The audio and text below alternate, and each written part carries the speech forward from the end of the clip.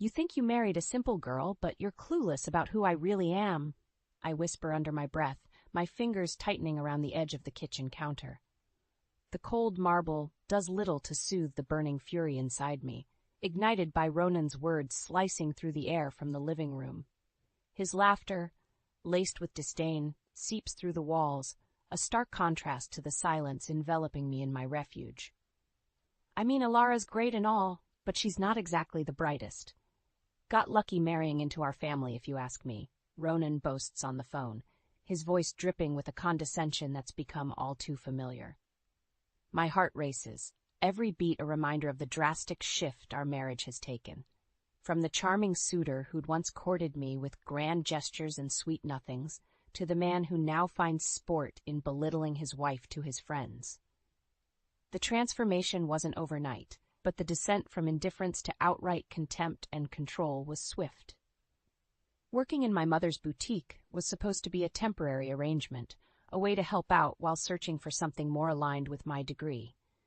Yet here I stand, years later, still folding clothes and dodging my husband's barbs about my lack of ambition.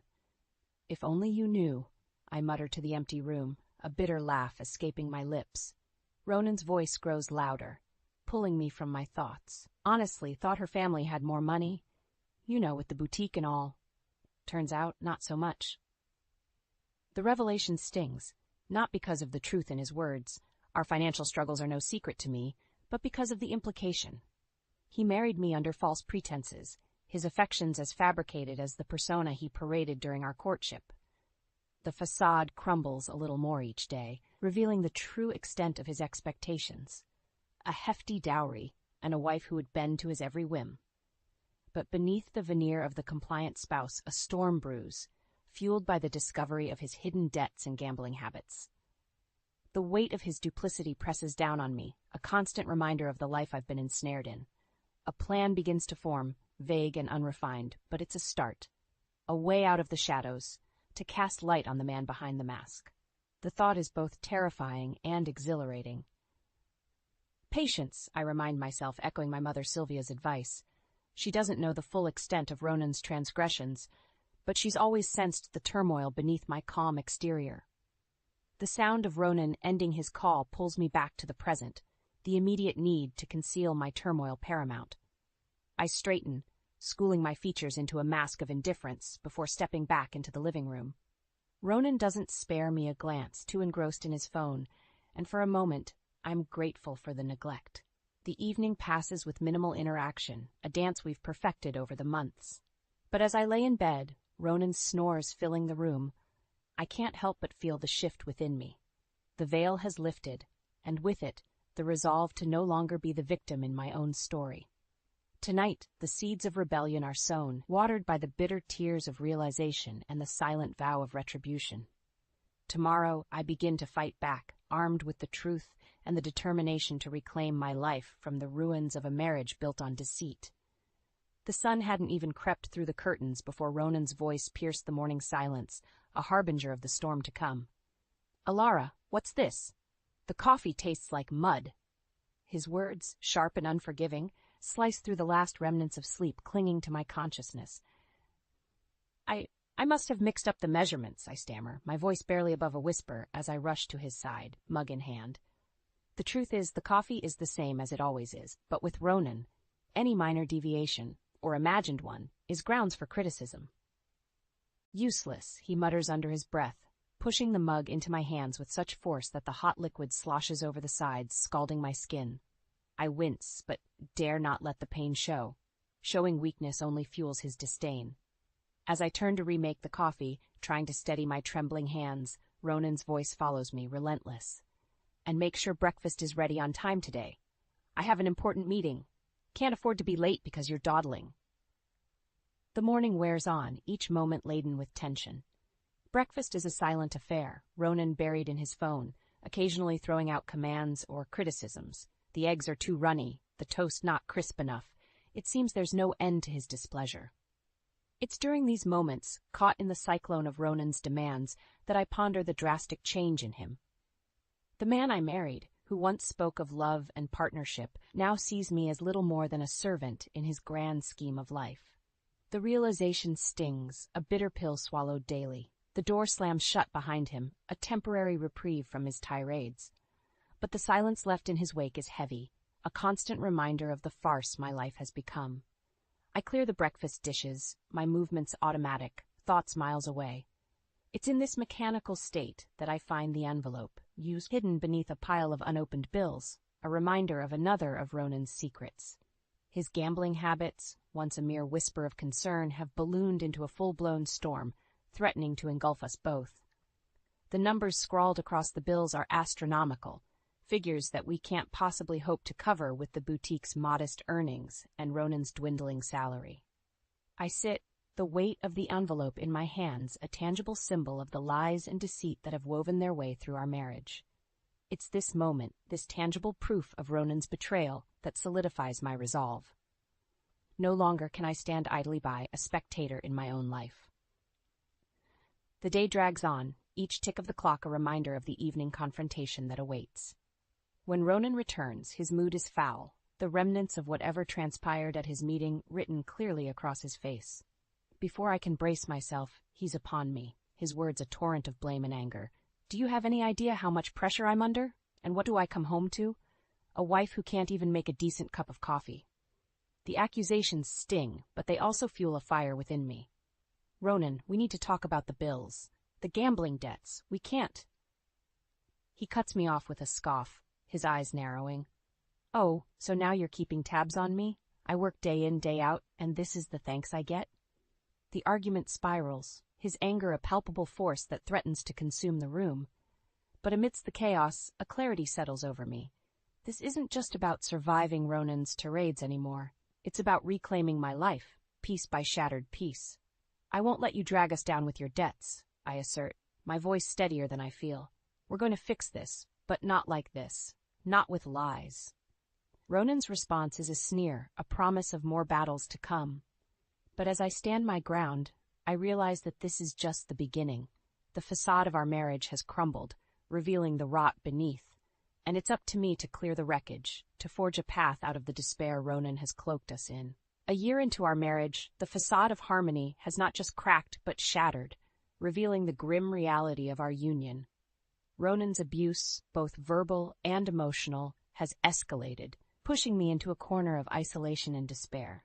Yet, it's in this darkness that a plan begins to take shape, a beacon of hope in the relentless storm. Sitting across from my mother, Sylvia, in the dim light of the boutique after hours, I finally muster the courage to voice the truth. Mom, Ronan's not who we thought he was. The gambling, the debts, it's worse than I ever imagined. Sylvia's expression, a mix of concern and resolve, doesn't waver. Alara, you've been carrying this burden alone for too long. It's time we face this head on. But how? He's made it clear he won't change.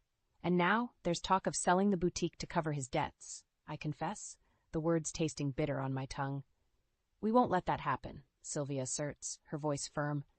It's time Ronan understood the consequences of his actions. We've been silent for too long. The strategy we devise is simple, yet daring. We'll confront Ronan, not with accusations, but with the stark reality of our financial situation. It's a gamble, but one we're willing to take to expose his true motives. The opportunity presents itself one evening when Ronan, in a rare moment of calm, mentions the boutique. Alara, we need to talk about selling. It could solve a lot of our problems.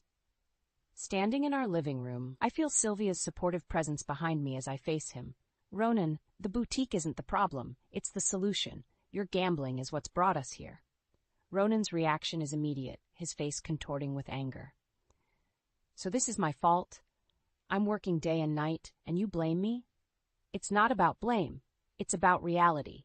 Your debts are drowning us, and selling the boutique won't fix that, I reply, my voice steady despite the shaking of my hands. Sylvia steps forward, her demeanor unyielding. The boutique has been in our family for generations. It's not just a business, it's our legacy, and we won't let it be destroyed by recklessness. Ronan's gaze shifts between us, a mixture of surprise and defiance in his eyes. You think you can dictate what I do? It's my name on the line. But it's our lives at stake, I counter, emboldened by my mother's strength. We're willing to work with you, Ronan, but not at the expense of our future. The standoff ends with Ronan storming out, his threats echoing behind him. But in his absence, a sense of unity fortifies between my mother and me. For the first time in months, I feel a flicker of hope. The following days are tense, with Ronan's mood swinging wildly. Yet there's a shift in the air, a sense that the tide may be turning. My resolve hardens with each passing moment, the plan to expose Ronan's true motives gaining clarity.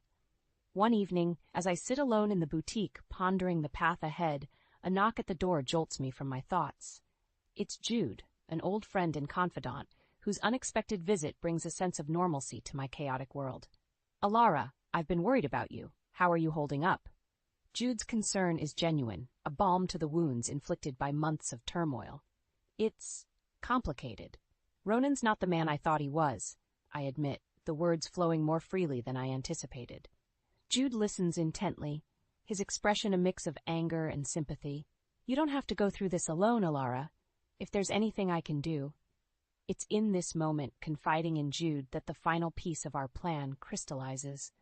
Ronan's actions, once hidden behind closed doors, will soon be brought to light. With Jude's unexpected support, the journey toward justice and revenge seems less daunting.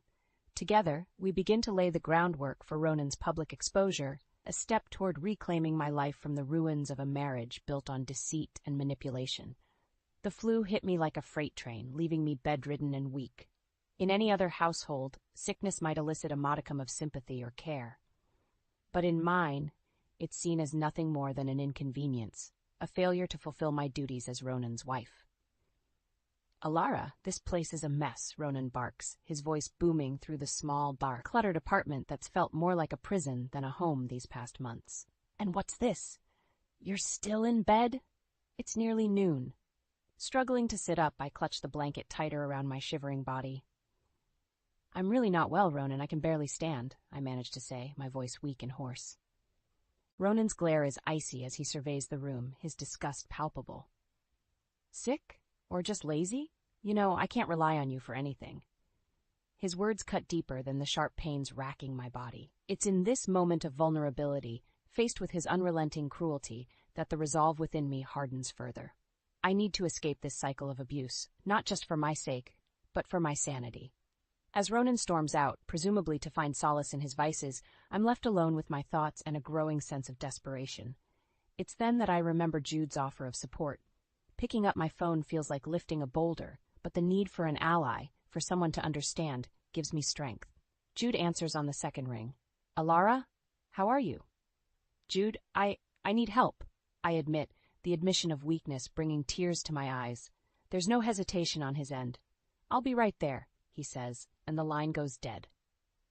When Jude arrives, the concern in his eyes is a stark contrast to the disdain I've grown accustomed to from Ronan. He doesn't recoil at the sight of the disarray or my disheveled state.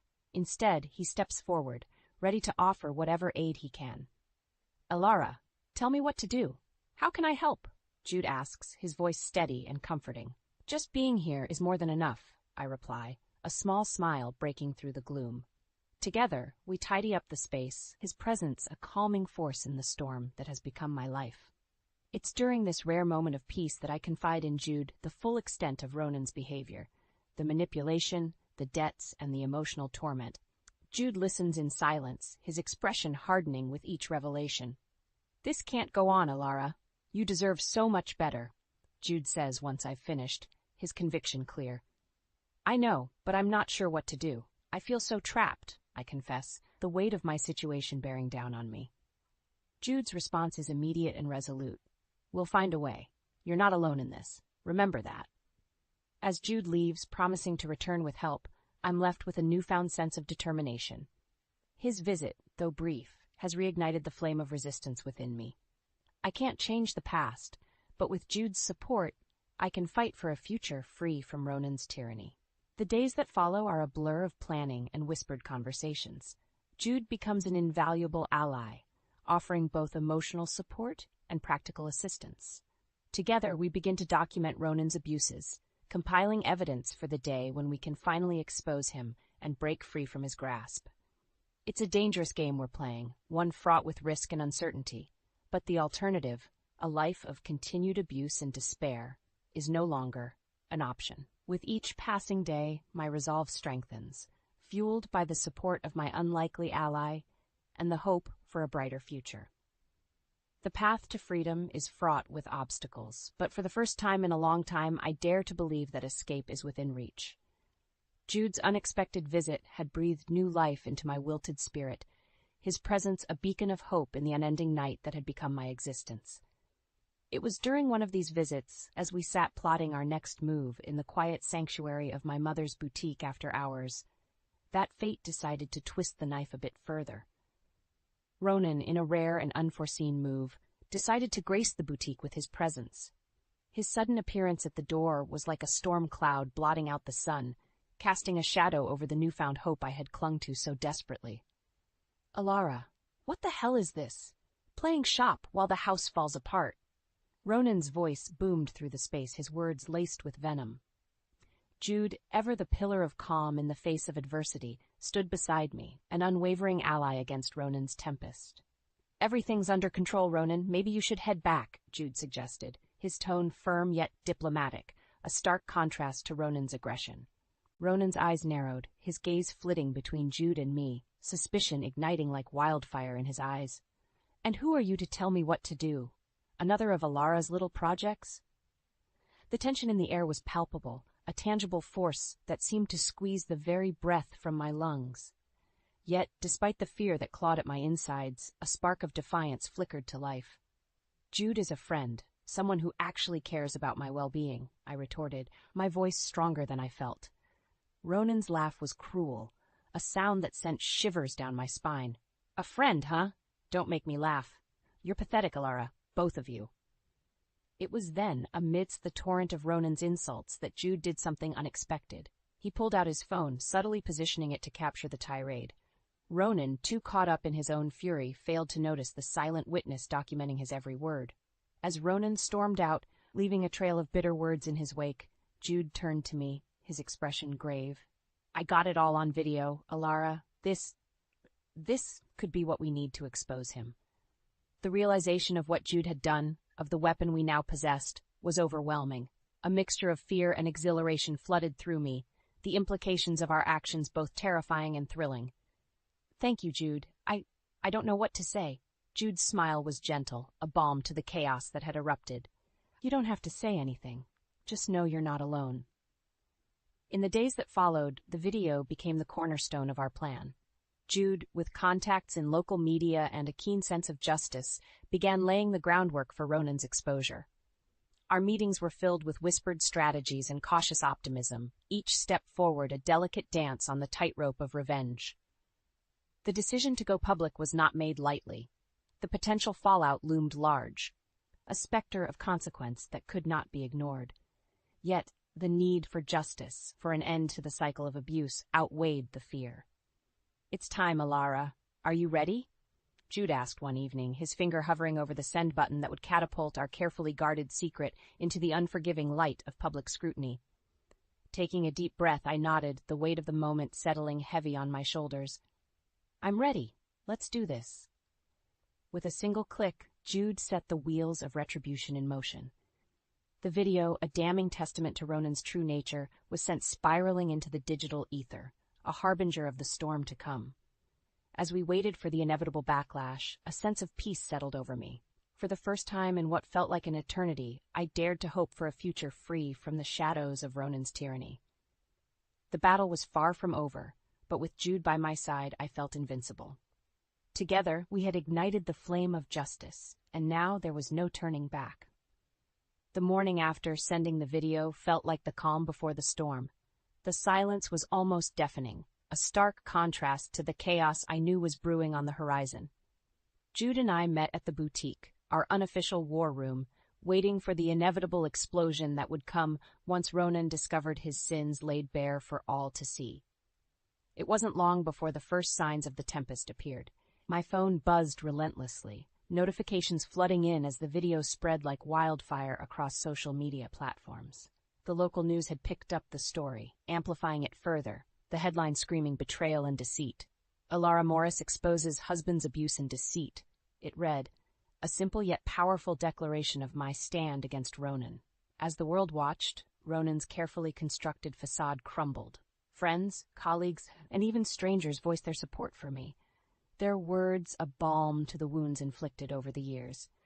But with the support came backlash, Ronan's defenders crawling from the woodwork, their words sharp and unforgiving. I was preparing for another day at the boutique when Ronan stormed in, his face a mask of rage and humiliation. "You've ruined me, Alara," he spat, his voice trembling with fury. "How dare you air our dirty laundry for the world to see?" Standing my ground, I met his gaze, the fear that once would have crippled me, now replaced by a steadfast resolve. "No, Ronan, you did this to yourself. I'm just shedding light on the truth." The confrontation was intense, Ronan's anger clashing with my newfound strength. Jude was there, a silent sentinel, ready to intervene if necessary. But it was clear Ronan's power over me had diminished, his threats empty in the face of my determination.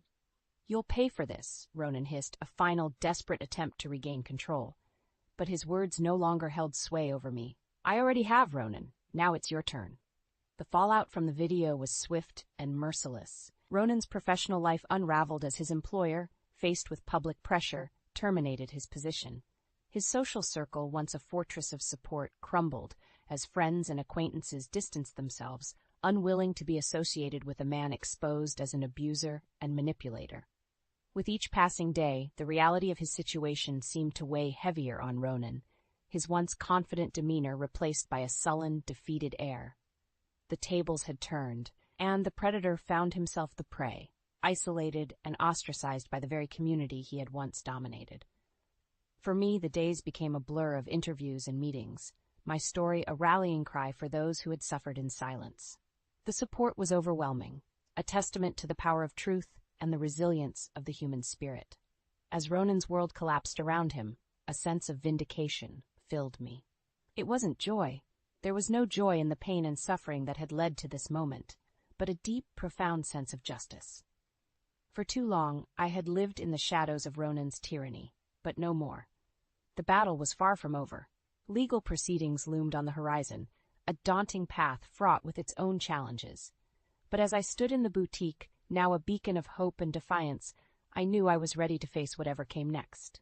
With Jude by my side and a community of supporters behind me, I stepped into the light, a survivor no longer defined by the abuse I had endured, but by the strength I had found in my fight for justice. Ronan's downfall was not the end of my story, but the beginning of a new chapter, one written on my terms, in my voice. The repercussions of Ronan's exposure reverberated far beyond the initial shockwave, eroding the very foundation of his existence.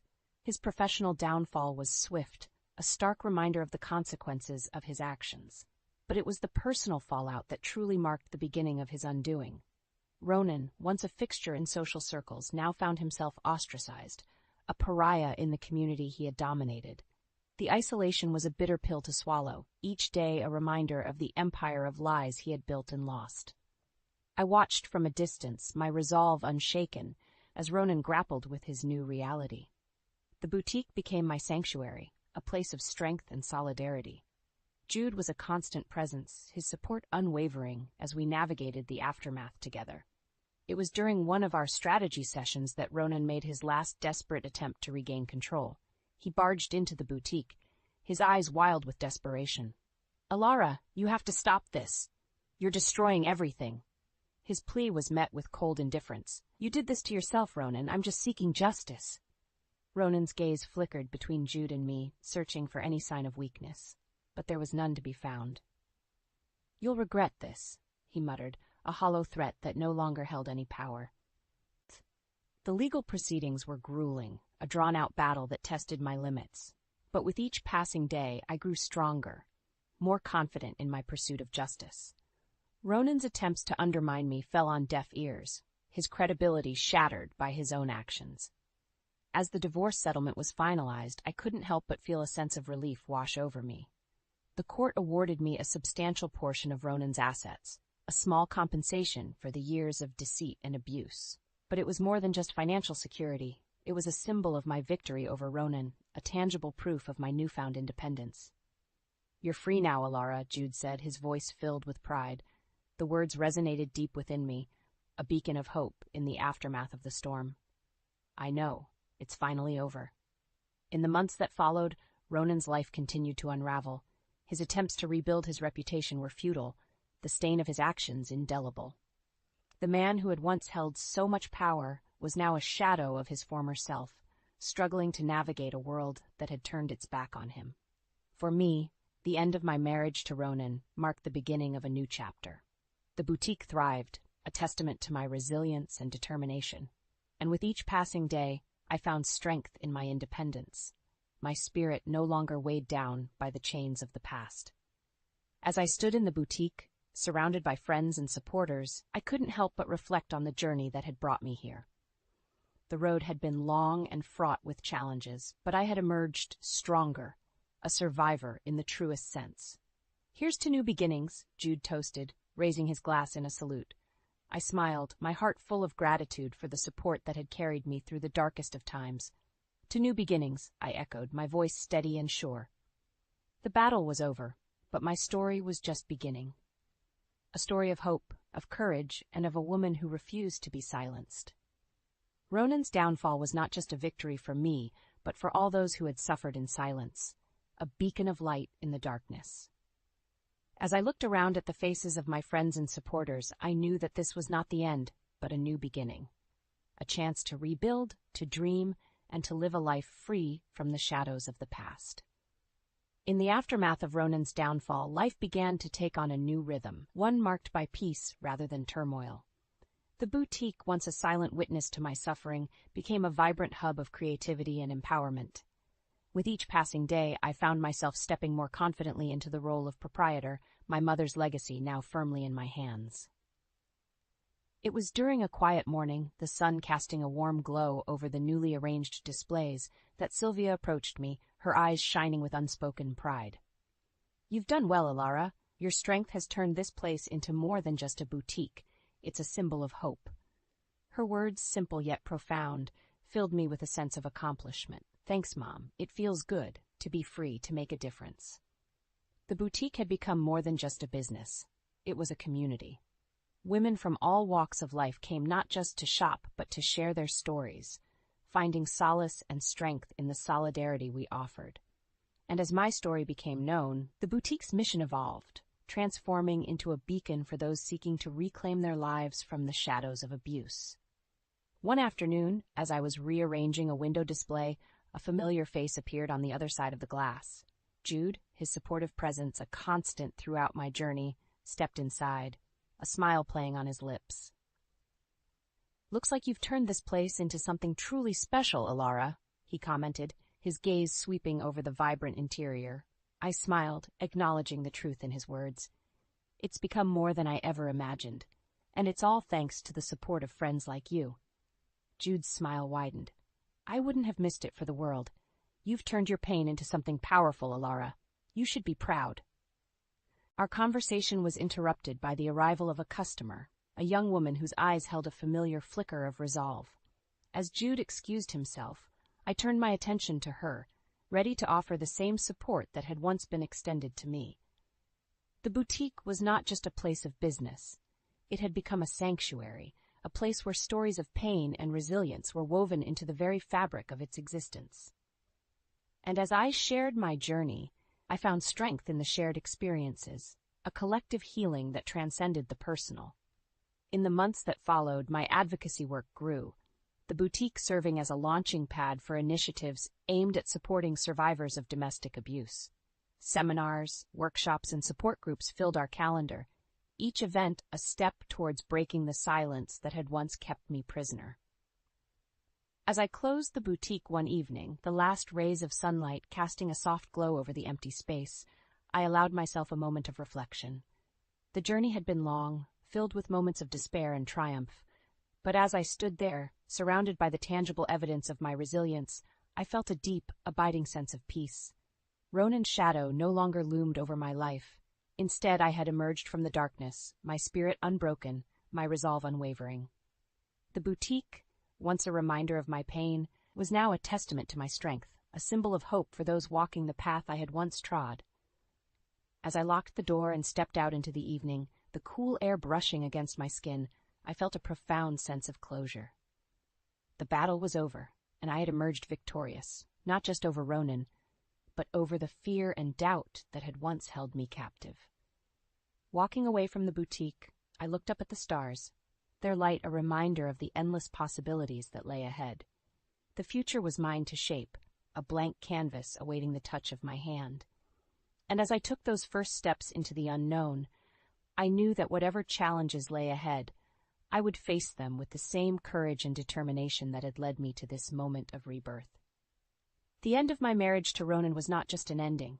It was the beginning of a new chapter, one filled with hope, healing, and the promise of a brighter tomorrow.